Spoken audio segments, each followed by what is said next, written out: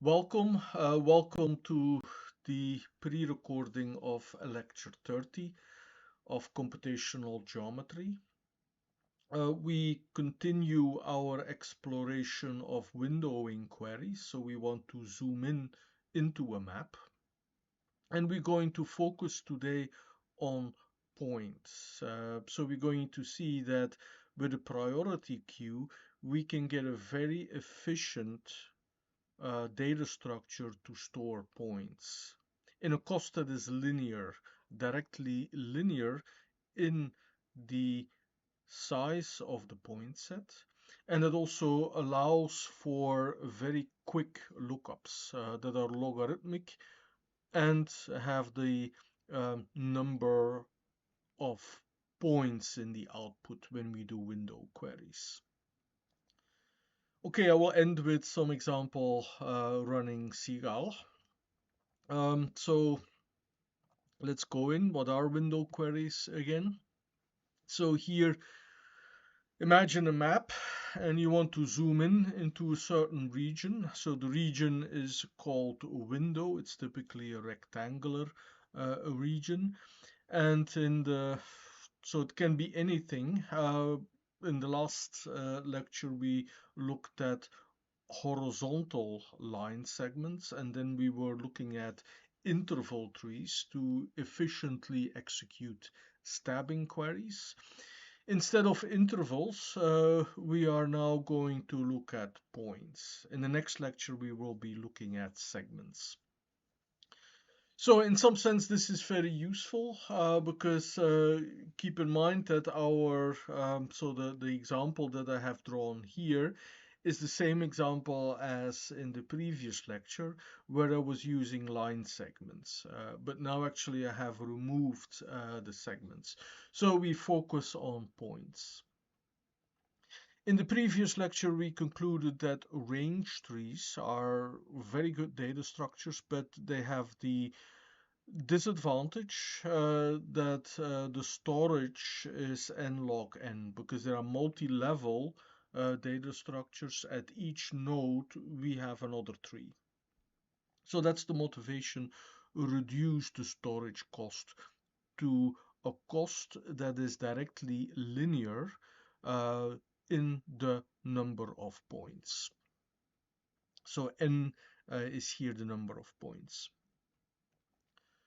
Okay, so here now a more precise statement of our problem. We have points in the plane, endpoints, and we have a query window. So the window is bounded in height, and we want to know all the points to the left. So our query window stretches out to minus infinity. Very symmetrically, you could consider all the points to the right. Instead of minus infinity, you would have plus infinity, and then you would have a right bound. Your qx would be to the right. Okay, so again, with the 2D range tree, this solves the problem. So we spent in chapter 5, many lectures ago, we spent looking at KD trees to store points. It's a good problem to do these queries, but the storage cost should be reduced for the windowing. That's the point. So the point is, how can we integrate geometrical data where we have x and y coordinates? Can we do this in one single data structure? So a multi-level data structure has first a tree on the x coordinates, and then at every node you have another tree on the y coordinates. So we have a multi-level, or we have an associated tree at every node. How can we avoid this and still very efficiently execute point queries? Okay, the heap is an answer. So what is a heap? Here you see an example. So we want to order points on top we have the largest point. At the bottom, we have the smallest point. And if we are popping from that tree always the largest element and then adjust the tree. So if we pop 90, then 70 becomes the new root, and we reshuffle the nodes so that we still have a priority tree. That leads to a sorting algorithm. So if you are really a data structures person, then heap sort is an algorithm that is entirely determined by the data structure.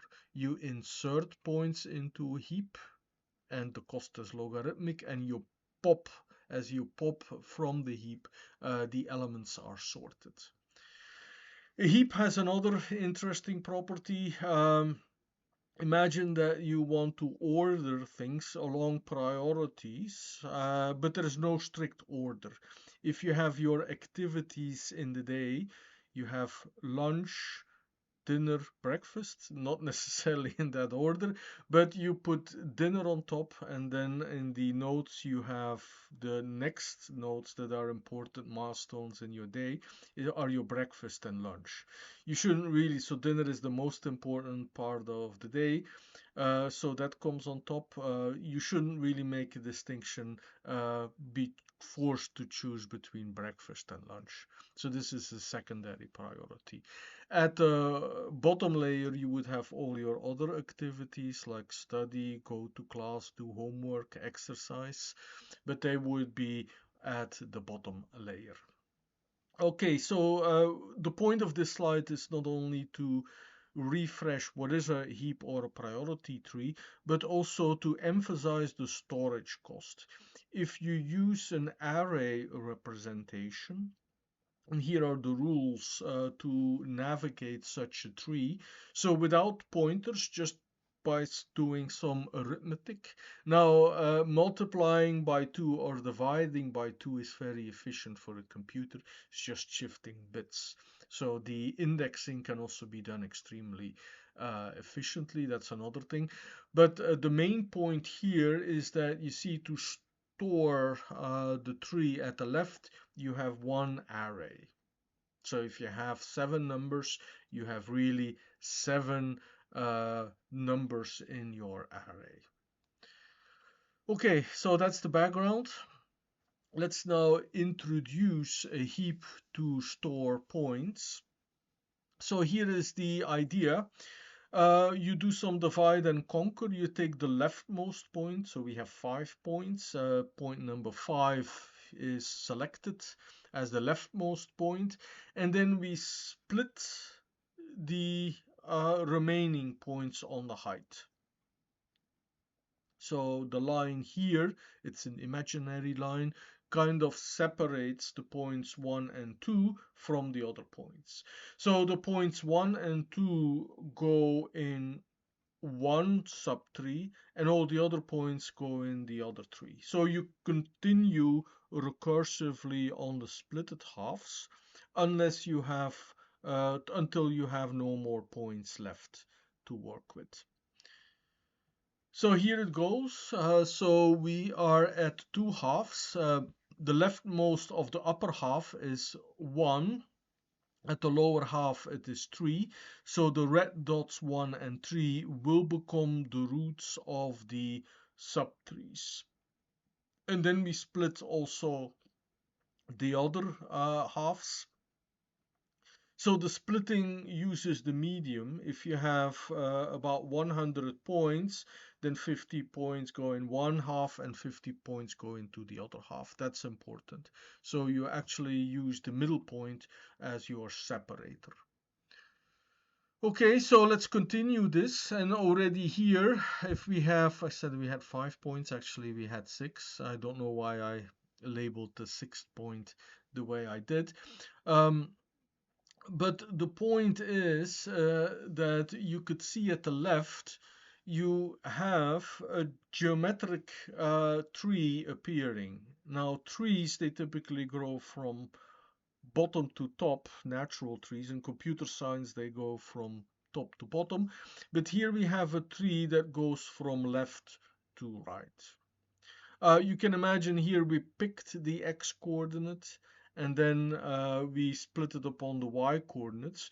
If you want a natural tree, you could have started from the lowest point and then split it on the left and the right. So that would have been a naturally growing tree.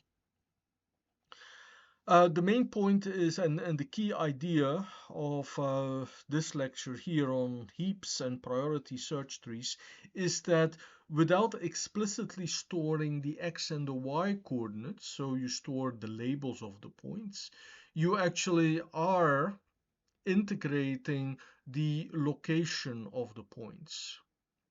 So what we see, and it's here in the 3 bullet points, that the leftmost point always appears on top. That's the root. So that's that of the big tree, but that also of the 2 subtrees. In the left half, we have the points that are lower. In the right half, we have the points that are upper in the split. So if you store indeed the coordinates at each point, you are going to the left if you have to go up, or you go to the right if you have to go up. So left is going down, right is going up. So this is different from the range trees where we were also splitting the points, but we had nodes where we had to compare the left, and then we had horizontal lines and vertical lines to split. Here, this is a different way of looking at things. Main point is we have a one-dimensional data structure that stores information about both the x and the y coordinates. This is how we achieve our goal of linear storage costs. Now the point that is not clear at this point, do we have now a logarithmic search cost? So this looks like an interesting idea, but does it actually really work as far as our queries? We store less, but can we do the same thing? That's the point. Okay, so that was the introduction. Let me now try to make things a little bit more formal. So we look at the left coordinates, the leftmost point. That is the smallest x coordinate, so that's why we have the point p min. Then we have the medium, or a kind of what you use as the middle point to split the point. So you subtract actually a point. So you remove the leftmost point of your set, and then you look at the y coordinates of the remaining point set. And you define, with these 2 points, you define the below and the above. So all points that are from the y coordinates, I think there might be a mistake here on the slide. I'm actually not comparing. That's kind of embarrassing. I should not compare against the midpoint, but actually I should compare to the y mid. And the distinction, let me do this slowly here. So it's D at the end. It's not min. So that's a mistake on the slides. Okay, then the recursive algorithm can be formulated. So we have the base case. If we have no points to work with, then we just have an empty tree. Otherwise, we will store at the root the point, so that really both coordinates, p min is a point, the leftmost point. This is where the leftmost point is stored, and then also we store the medium. So we actually know where to go. Do we go to the left? We have everything that is below that medium height, or if we go to the right child, everything will be above.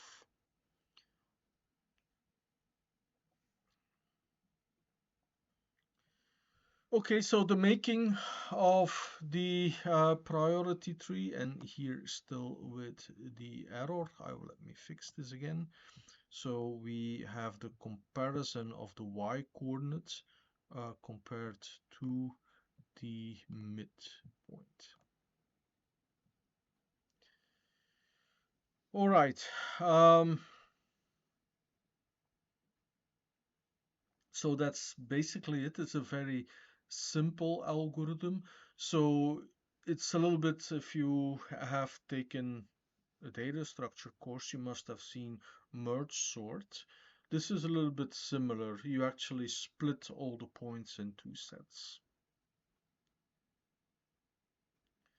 The points below go to the left child, the points above go to the right child.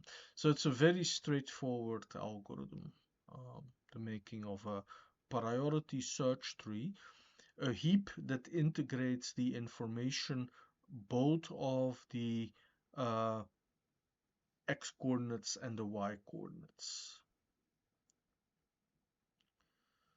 Okay, so here is the lemma then. An important first result. So the running time is n log n. Um, if the points are sorted on their y coordinates already, then you can actually do better. You can actually construct it in linear time. So if somehow you have scanned in the points in a certain order, imagine, for example, if your points would be time samples. So you have taken consecutive uh, points, you have data points where you know one of them is ordered in time, they come from measurements. Then you can use that as the y coordinate, what is here labeled as the y coordinate. Okay, so the fact that this is n log n um, actually corresponds to the merge sort. So you have this tree that you build that has logarithmic costs in n. Um, so the first exercise asks you essentially to run the algorithm on 15 random points. If you can see this as a programming exercise, and you can even plot it with Matplotlib if you're working in Python, then this is also a programming exercise. The point also is to point out that if you know that the points are sorted, so in some sense, that second sentence in the theorem, I actually state this just as a matter of fact thing, but actually it requires some argument rather than trying to go into a formal proof. If you have to construct this priority tree twice, what would happen if the points are already sorted? And then what would the algorithm be if everything is already sorted on their y coordinate?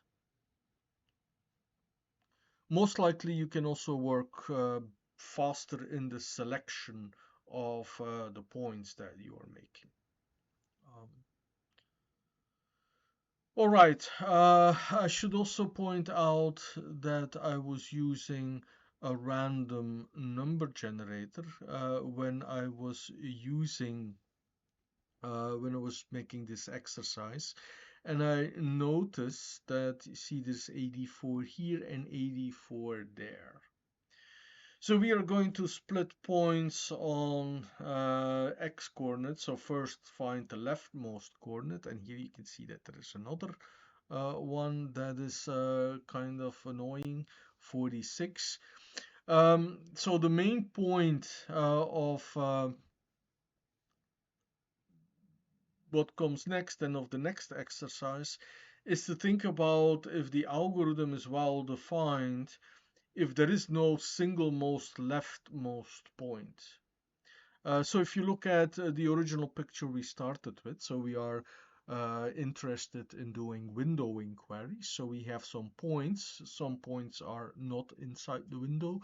But here, if you would consider all the points, so here there's one leftmost point, but if you would go recursively, you would have points with the same coordinates. And then actually, what does it mean to be the leftmost point? If you have to split on the y-coordinate, but what if all the points are at the same height?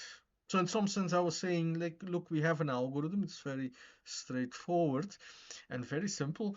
But like with every simple idea, you have to be a little bit suspicious. Fortunately here we have already encountered this problem. And there is the technique of composite coordinates. You can look, that would be a good exercise as well. But a composite coordinate, so if I take here this point, so we have 1 slash 2 and 2 slash 1. So all the points are distinct from each other. So that's certain. If you use these composite coordinates, then actually you will see that all the coordinates are different, and there are rules to compare these composite coordinates. If you use that, and in some sense there is an inequality defined for this. If you overload the inequality that uses the composite coordinates, and the composite coordinates should not be stored explicitly, it's just a rule to make the comparisons be more robust in special inputs. So in some sense, the problem, what if points have the same x coordinates? What if they have the same y coordinate? Then that's not a problem. For the previous exercise, if you're solving the previous exercise, then you can use a tiebreaker. If there are only 2 points that are in that same situation, if you have 2 leftmost points, then you pick the highest point. If you have 2 points of the same y-coordinate, then you pick the leftmost point. So you can use those rules as well.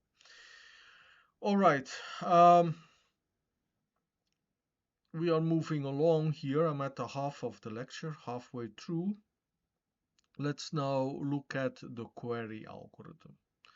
So we have an algorithm, an efficient storage that stores the heap, stores the priority search tree that integrates both x and y coordinates.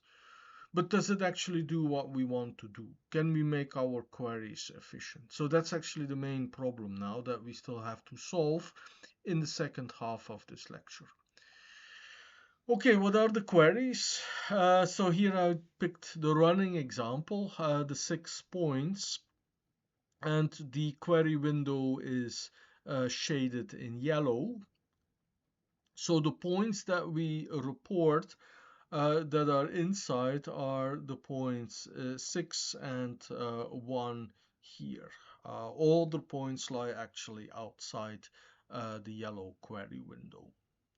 So the point is, you can kind of see on this tree, the points are actually far apart. So 6 is at the left most of this tree, and the 1 is actually at the rightmost point.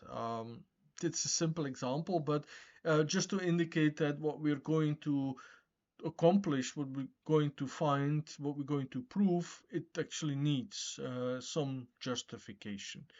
Can you resolve your queries in logarithmic time plus the size of the output? And the answer is yes. So we have a subroutine. So we report in a subtree all the points that are in where the y coordinate lies in the query window, and we report all the points to the left. So our query windows are kind of specific, everything to the left. And you may already have wondered why you do that. Why not consider this entire query window? But notice that with the priority search trees, we actually picked the leftmost point. And the leftmost point might be outside the query window. Well, we are mathematicians. We define our query window that it contains every leftmost point.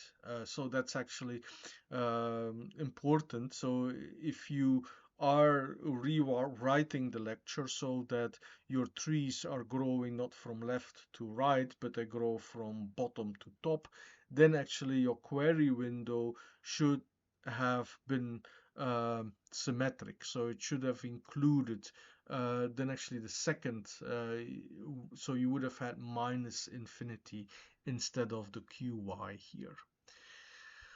Okay, so the query window, remember that um, we have to go to the left if we go below, or to the right if we go above. Actually, we do it in both cases, as long as we are still to the right of the x-coordinate of the point. So at some point, the subtrees, the leftmost point will actually leave the qx bound. So at that point, we no longer need to search for it. So that's actually the key here. But then we need to report all the points that are in the left and to the right. So this is reporting in the subtree.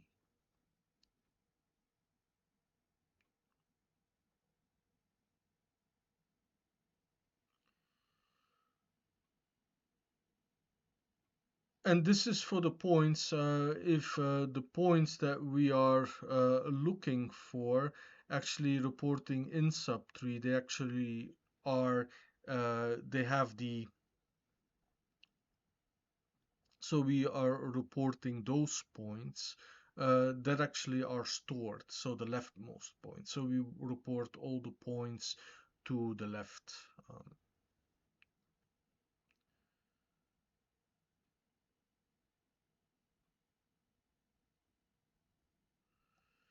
Okay, doing this, and this is kind of an interesting result here.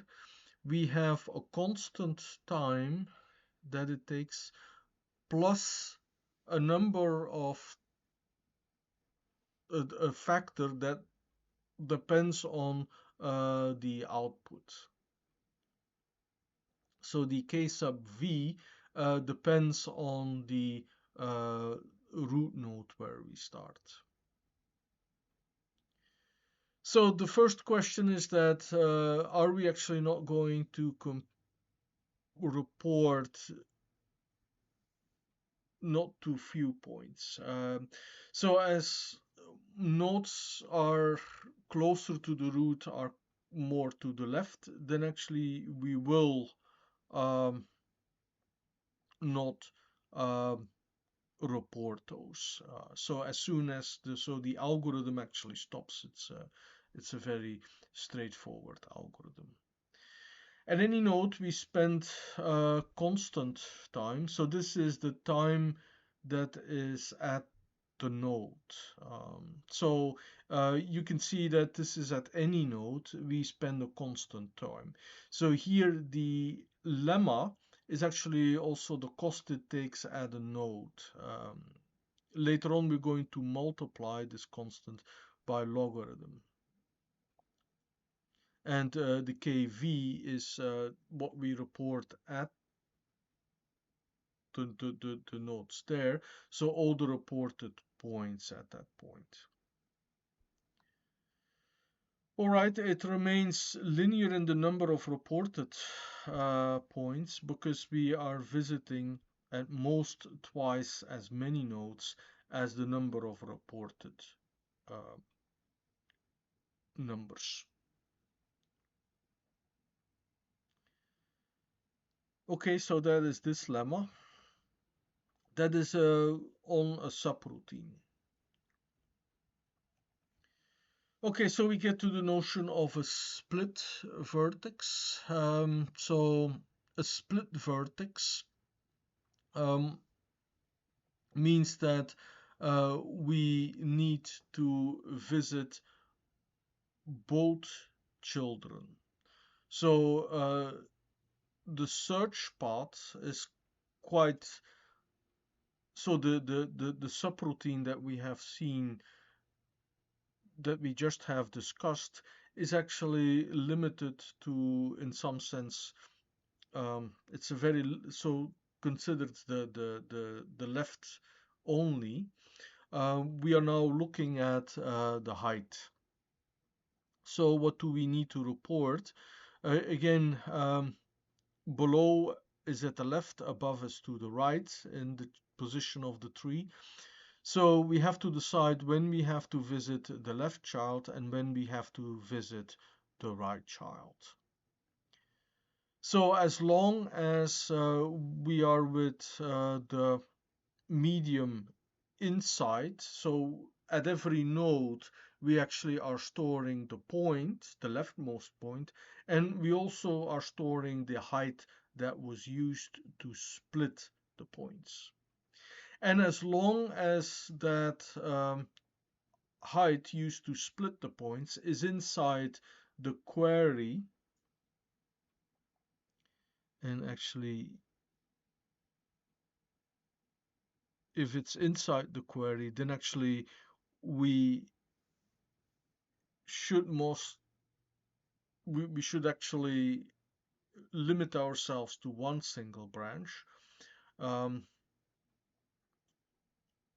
Otherwise, we may have to visit both children.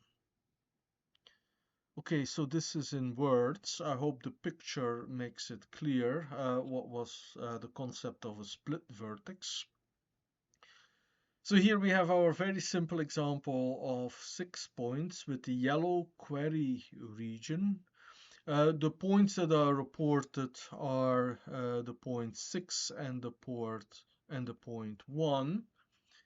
Now, you see the split vertex is actually the root of this tree. So we need to look both in the left and the right.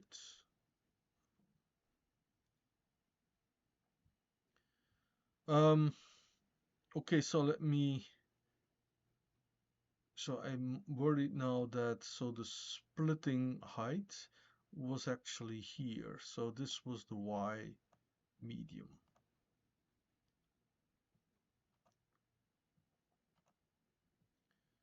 So if we have to report in both and the left child, so this actually implies that we do not visit. Okay, so the conclusion here is fine, but we have to be careful. So we don't really need, I mean, I'm sorry, perhaps I should erase this. Let me uh, undo things, or perhaps let me not undo things. So it's quite possible that the sentence is still correct. So because we have a split, if we are in the negation. So we have a split if the middle is actually inside the interval. So if the middle is to the left of q prime, which just means as is below, or if it is above of this qy.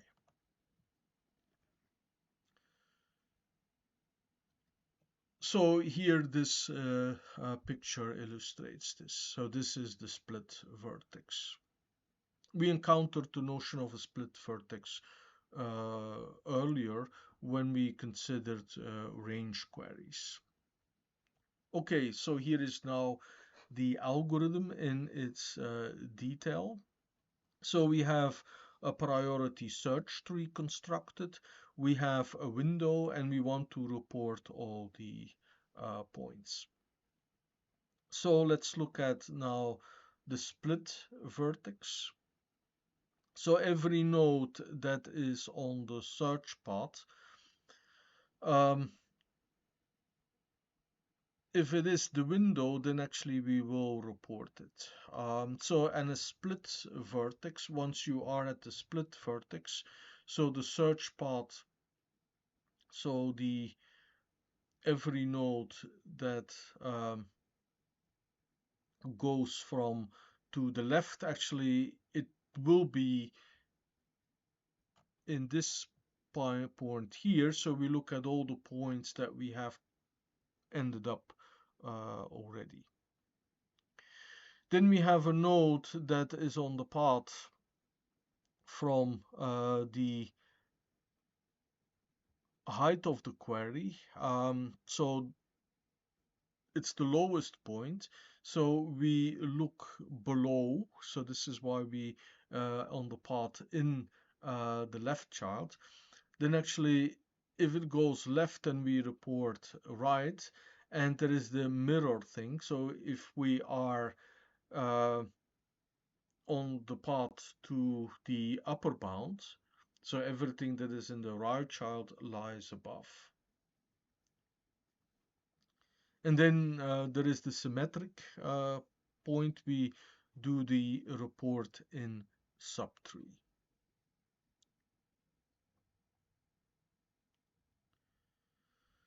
Okay, that's the algorithm. Um, illustrate the query algorithm on this example here. So this is a continuation of the exercise. So And in some sense, this is an essential exercise as well. I'm realizing that I illustrated the notion of a split vertex, but I didn't really clearly demonstrate how the logic works and what it meant going to the path, being on the path. So an example makes this clear, and in exercise 1, you have constructed this set. Then illustrators run this algorithm on this point set.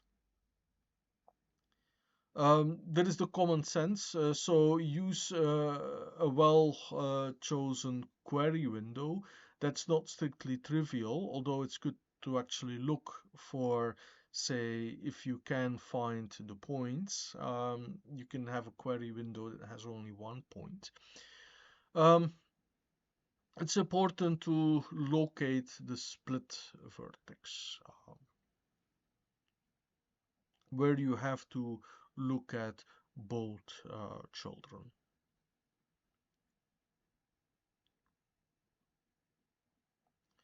Um, so in the split vertex,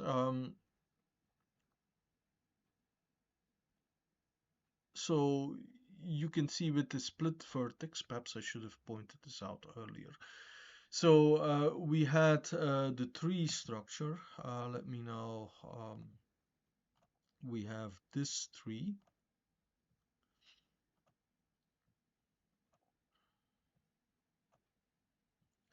Notice that this is the split vertex, while and imagine that this is part of a larger tree.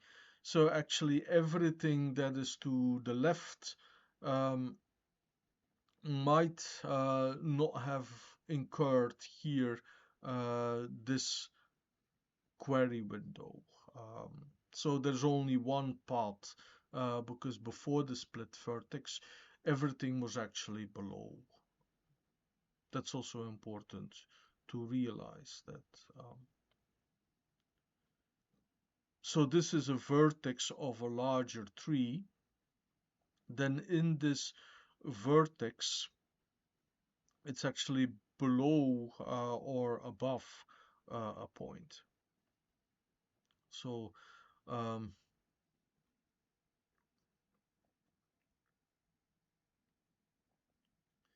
I'm getting a little bit confusing myself. So the main point is do this exercise. It will clear things up.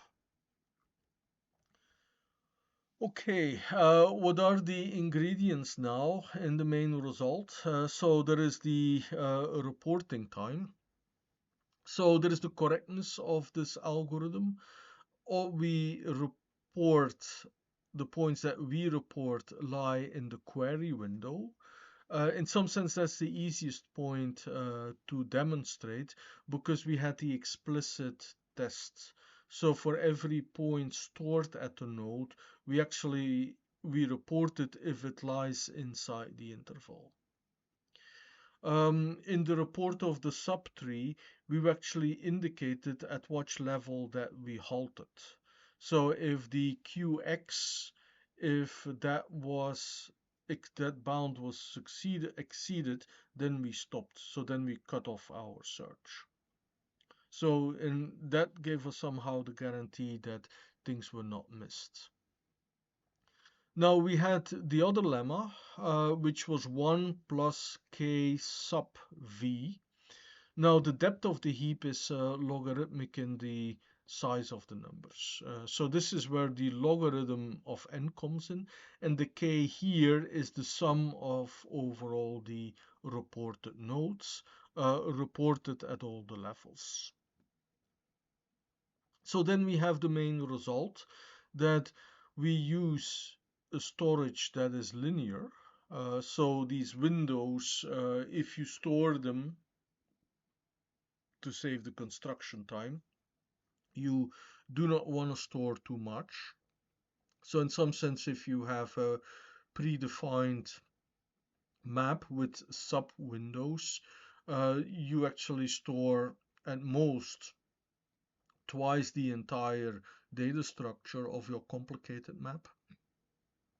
The query time is output sensitive. And you have the cost of sorting. Now, if your points are already sorted, then it's also linear time to construct. Okay, last thing, and certainly not least, there is a lot of software available. We are using Seagull. So here are the instructions. Again, I'm running this on a Windows subsystem for Linux that made it easy to install. In the last lecture, we looked at interval trees and the stabbing query. So here it is still. Today, we look at point queries. And you can see the picture that corresponds in the user manual. So we have points and we have this query window there. Um, So in the next lecture, we will go into segment trees. So in some sense, the textbook in chapter 10 follows actually the order of this chapter. Okay, so the remaining activity, and that could take, so I'm only going to spend 1 minute on this. So you see the terminology that is here. So there are splitting rules. How do you split the data? And um,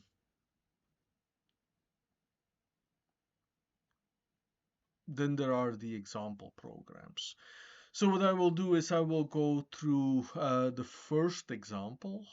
So there are many examples in this folder. So here is the code again. So it fits on one window.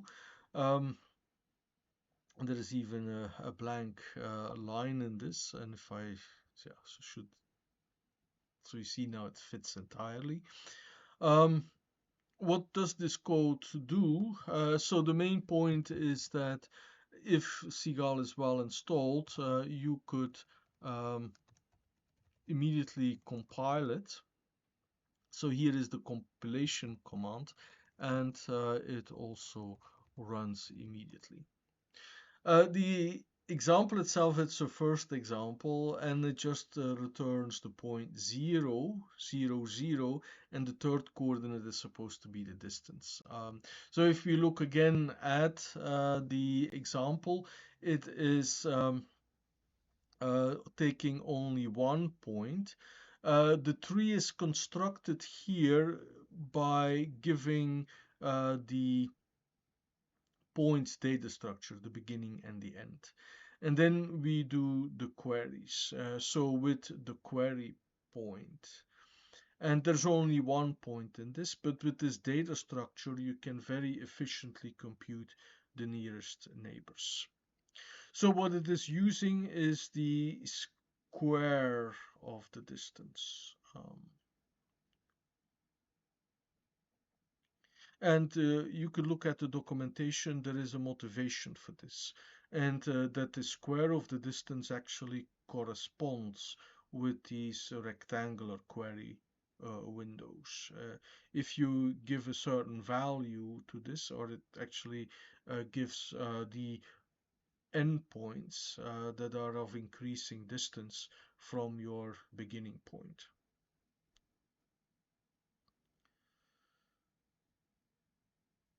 Okay, so one last exercise. So this example here is a first example, and in some sense it's a sanity check on whether everything is working with your installation. What if you give millions of points? You construct a tree for many, many points, and you can uh, generate them of the point cloud. You can generate everything in the standard unit square with coordinates between 0 and 1, and then see how many points actually lie closest to the origin. Um, can you do this in n log n for millions of points? That's an experimental exercise. Okay, the main result is that heaps are very efficient data structures. Storage cost is linear in the size of the point set. The construction is similar to sorting. The query time is logarithmic plus the size of the output. So the exercises are critical activities to do, especially exercise 3 here. One of the exercises, I think exercise 2 with the composite coordinates, is actually the same exercise as 10.3 in the textbook. But I kind of felt when I was presenting this that if you do not know about the composite numbers, then actually the construction algorithm is not really an algorithm if you have too many points of the same height or of the same x coordinate. Okay, so I hope that this was interesting. In the next lecture, we will close chapter 10 in the textbook and then get ready for our midterm exam.